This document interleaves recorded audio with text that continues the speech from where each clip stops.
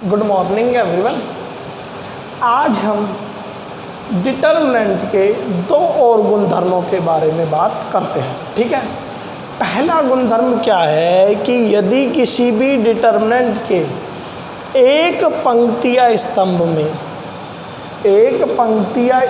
में क्या है, दो या दो से अधिक अवयवों के योगफल या व्यवकलन यानी माइनस के रूप में लिखी जाए तो उसको हम दो या अधिक यानी डिटर्मिनेंट के योगफल के रूप में या व्यवकलन के रूप में लिख सकते हैं। देखो कैसे, ये कोई डिटर्मिनेंट है, तो इसमें क्या है, जो पहली रो है उसके एलिमेंट देखिए दो एलिमेंट के योग के रूप में लिखे जा।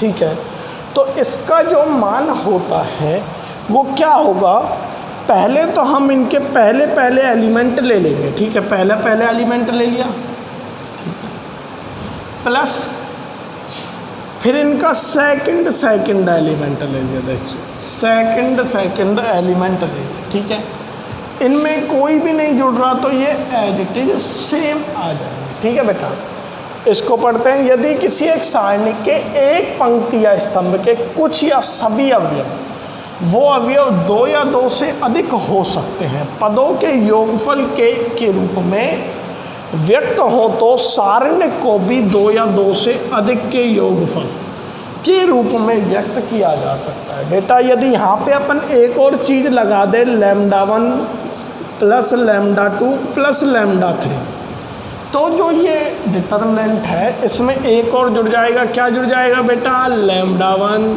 λ2 λ3, b1 c1 b2 c2 b3 c3। ठीक है बेटा, इसी के आधार पे एक क्वेश्चन है, प्रूफ दैट ABC, और इसका मान निकालना है अपन को बेटा। ठीक है, इस क्वेश्चन को करते हैं। यदि बेटा आप इस क्वेश्चन को वैसे करने बैठोगे, वैसे तो इसका मान 0 आएगा निश्चित है, लेकिन यदि वैसे डिटर्मिनेंट निकालने बैठोगे तो कम से कम 10 से 15 मिनट लग जाएंगे। लेकिन हम इनको क्या प्रॉपर्टीज से सॉल्व करते हैं इसको हम। ठीक है बेटा,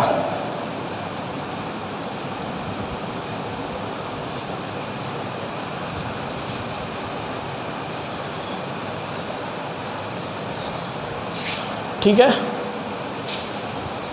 देखते हैं ये क्या है। इसको अपन दो मैट्रिक्सों के डिटर्मिनेंट के रूप में लिख सकते हैं। कैसे लिखेंगे, A 2A x, B 2B y, C 2C z plus A 2x x, B 2y y, C 2z z। ठीक है, अब बेटा पिछली वीडियो में मैंने बताया था कि यदि यहाँ पे दो मल्टीप्लाई हो तो इसको अपन मैट्रिक्स के यानी डिटर्मिनेंट के बाहर ले सकते हैं। ठीक है, तो यहाँ से दो हटाया तो ये यहाँ आ गया। इसी प्रकार यहाँ से दो हटाया तो ये भी इस डिटर्मिनेंट के बाहर। अब देखिए बेटा, ये वाली रो और ये वाली रो क्या है, समान है, तो इसका मान 0। ये वाली रो और ये वाली रो समान है तो इसका मान 0। ठीक है, तो 2 × 0 2 प्लस 2 × 0 2, तो इसका नहीं 2 × 0 0 और 2 × 0 0, तो टोटल इसका मान क्या आ गया बेटा, 0। ये देखो प्रॉपर्टी से केवल 2 से 3 मिनट का। यदि इसको आप वैसे सॉल्व करने बैठो तो बेटा 10 से 15 मिनट लगेंगे फिक्स। ठीक है, इसी कारण तो प्रॉपर्टी यानी गुणधर्म बताए जाते हैं कि ये गुणधर्म की डायरेक्ट अपन रिजल्ट लगा सके। ठीक है बेटा, अब एक और रिजल्ट क्या है कि यदि एक सारणिक यानी डिटर्मिनेंट उसकी कोई भी रो या कॉलम आप कुछ भी ले सकते हो, वो आपके ऊपर डिपेंड करती है बेटा, ठीक है। किसी भी रो, माना मैंने R1 रो ले ली, ठीक है, उसमें अपन R3 रो ले, R1 और R3 को जोड़ दे, R1 और R3 को जोड़ दे और उसको R1 में लिख दे। यानी R1 में अपन ऑपरेशन क्या लगा रहे हैं, R1 प्लस R3, या अपन R1 में क्या ऑपरेशन लगा रहे हैं, R1 प्लस K R3। यहाँ पे K क्या है, कोई स्केलर है, ठीक है बेटा। तो ये ध्यान रखना सारणिक का मान क्या है, इस वाली सारणिक यानी इस वाले डिटर्मिनेंट का, या अपन एक ऊपर वाली ये ऑपरेशन लगाते तो सारणिक निकालते, तो कौन सी सारणिक बनेगी बेटा, एक एग्जाम्पल से समझते हैं इसको बेटा।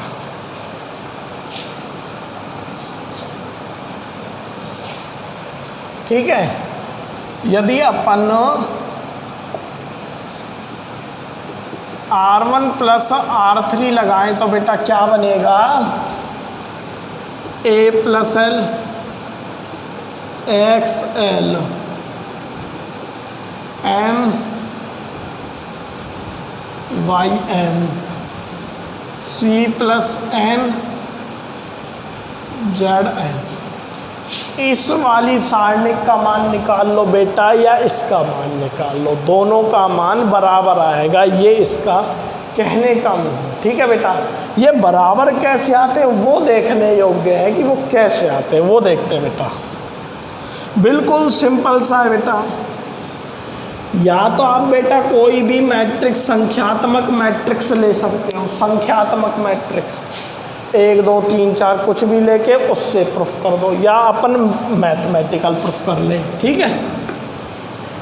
देखते हैं इस मैट्रिक्स को अपन कैसे लिख सकते हैं बेटा, A XL B YM C ZN plus L XL M Y M N ZN। ठीक है बेटा, ठीक है। इसको अपन ऐसे लिख सकते हैं क्या, नहीं लिख सकते, अभी जो प्रॉपर्टी बताई थी अपन ने, ठीक है। इसका मान क्या हो जाएगा, 0 हो जाएगा। कैसे, इसको देखिए, ये और ये क्या है, बराबर है, तो इस कारण इसका मान बराबर हो गया। ये डिटर्मिनेंट अपन को निकालना है, ये और ये देखो इसका डिटर्मिनेंट, ठीक है बेटा। अब सेकंड वाली यदि अपन प्रॉपर्टी लगाएंगे, किसी भी k का मल्टीप्लाई कर दे, माना k का मल्टीप्लाई कर दिया, यहाँ पे k l लगा दिया, यहाँ पे k m लगा दिया, यहाँ पे k n लगा दिया, ठीक है। तो यहाँ पे क्या आएगा, k, ठीक है बेटा। फिर मैंने क्या बताया था, यदि किसी भी डिटर्मिनेंट में k यदि किसी भी रो या कॉलम में है तो उसको अपन डिटर्मिनेंट से बाहर ले लेंगे। तो k, तो k यहाँ आ गया बेटा, डॉट, ठीक है। फिर देखिए ये दोनों बराबर आ गई, तो फिर इसका मान 0 आ गया और ये बच गया, यानी इसका मान फिर दोबारा से इसके बराबर, ठीक है बेटा। और यदि आपको प्रूफ और वैसा करना है तो आप मैथमेटिकल मैट्रिक्स लेके, जैसे मैथमेटिकल मैट्रिक्स अपन कुछ भी ले सकते हैं, आपके मन की मर्जी का है। A बराबर देखते हैं 1 2 3 4 5 6 7 8 9। इसको ले लो, या इससे और सरल मैट्रिक्स ले लो, यानी इसकी एंट्री 0 0 कर दो, उनसे आप इसको प्रूफ कर सकते हो, ठीक है। वो बेटा आपकी बुक में बहुत एग्जाम्पल्स हैं, उन पे इन प्रॉपर्टीज को अप्लाई करो और खुद क्वेश्चन सॉल्व करो, जिससे कि आपको लगे कि इसमें क्या होगा, ठीक है बेटा। अब बेटा हम एक और छोटी सी सिंपल सी चीज़ पढ़ते हैं, कि हमने पहले जीरो मैट्रिक्स पढ़ी, आइडेंटिटी मैट्रिक्स पढ़ी, ठीक है, और हमने वर्गाकार आव्यूह पढ़े, ऊपरी त्रिभुजाकार आव्यूह पढ़े, निम्न त्रिभुजाकार आव्यूह पढ़े, ठीक है। तो हम आपने जीरो मैट्रिक्स पढ़ी होगी, ठीक है। जीरो मैट्रिक्स में क्या होता है कि सारी एंट्रीज क्या होती थी बेटा, जीरो जीरो। तो जीरो मैट्रिक्स का डिटर्मिनेंट क्या आएगा बेटा, जीरो। एक और चीज, यदि किसी भी मैट्रिक्स का डिटर्मिनेंट जीरो है तो वो कोई ज़रूरी नहीं है कि वो जीरो मैट्रिक्स हो, कि माना कोई भी मैट्रिक्स है जिसका डिटर्मिनेंट जीरो है तो कोई ज़रूरी नहीं है वो जीरो मैट्रिक्स है, ठीक है। लेकिन यदि कोई जीरो मैट्रिक्स है तो उसका डिटर्मिनेंट हमेशा जीरो आएगा, ठीक है बेटा। इस चीज़ को मैं लिखवा देता हूँ बेटा, ये बहुत इम्पोर्टेंट चीज़ है, छोटी छोटी चीज़ें बेटा, ठीक है। कि आप मैट्रिक्स को डिटरमिनेंट से एक दूसरे से रिलेटेड करके देखो तो बहुत रिजल्ट अपने आप में मिलते चलेंगे, ठीक है। इन चीज़ों को मैं बेटा लिखवा देता हूँ, दो तीन चीज़ों को, ठीक है।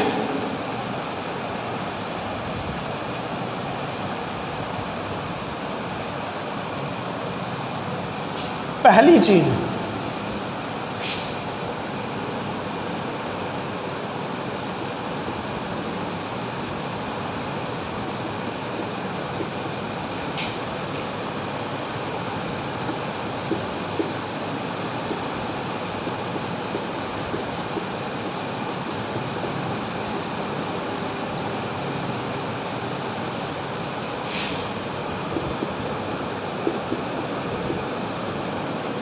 जीरो मैट्रिक्स के सारणिक अर्थात डिटर्मिनेंट का मान जीरो होता है।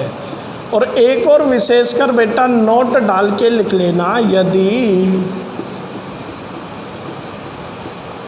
किसी भी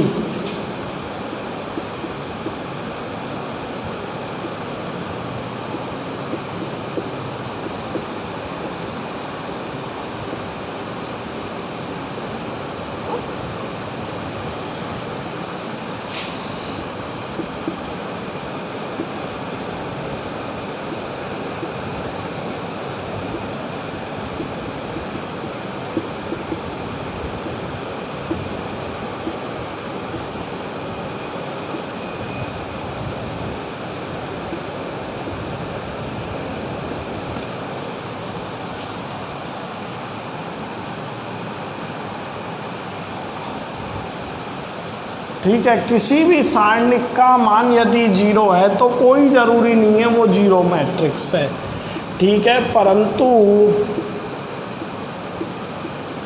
जीरो मैट्रिक्स के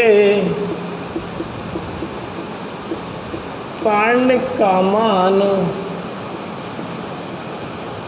जीरो होता है, ठीक है बेटा। एग्जाम्पल देखते हैं, देखिए एग्जाम्पल,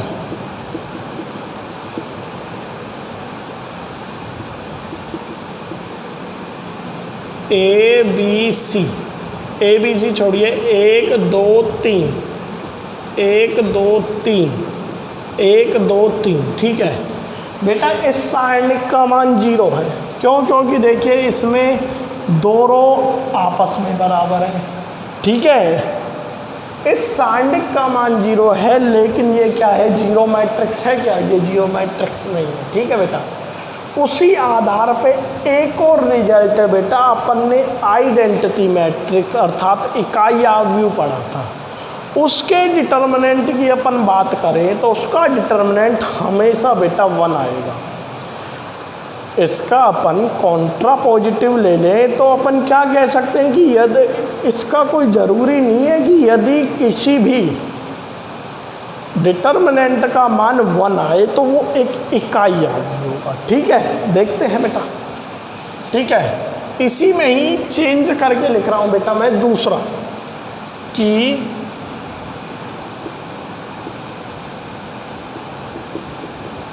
आइडेंटिटी मैट्रिक्स के डिटर्मिनेंट का मान सदैव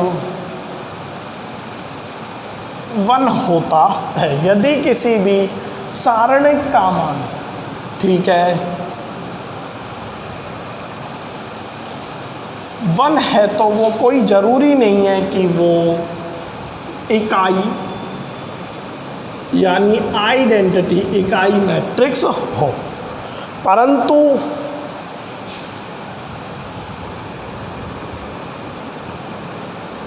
इकाई मैट्रिक्स के सारणिक का मान 1 होता है। इसके लिए एग्जाम्पल देखें तो बेटा एग्जाम्पल देखते हैं बेटा, ठीक है। एग्जाम्पल बेटा आप खुद बना सकते हो। देख आइडेंटिटी मैट्रिक्स को मैं बता देता हूँ। देखिए 1 0 0 0 1 0 0 0 1, यदि इसका डिटरमिनेंट निकालेंगे तो बेटा 1 आएगा। ये तो आपने 3x3 में 2x2 में देख लेते बेटा, a बराबर 1 0 0 1, तो भी इसका डिटरमिनेंट का मान कितना आएगा, 1 आएगा। 1x1 में देख लेते हैं बेटा, ये क्या आएगा, 1 आएगा। देखिए तो इसका मान 1 आएगा। इस पे मैंने जब मैंने मैट्रिक्स पढ़ाई थी तो 4 स्टार लगवाया था इस पर, ठीक है बेटा। अब अपन को एक ऐसा एग्जाम्पल देखना है बेटा जो आइडेंटिटी मैट्रिक्स तो नहीं है लेकिन उसके डिटरमिनेंट का मान 1 आए, ठीक है। देखते हैं बेटा, ठीक है।